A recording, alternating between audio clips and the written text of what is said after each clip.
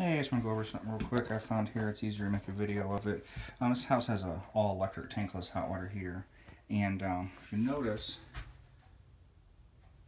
that light looks good.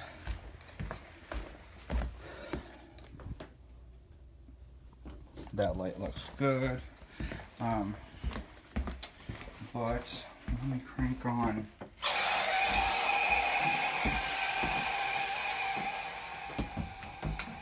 Now the hot water is running, so the tank activates.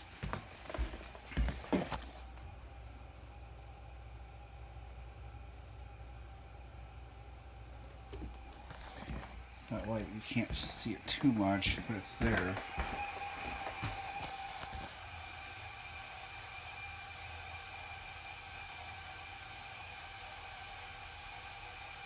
You see that light flickering.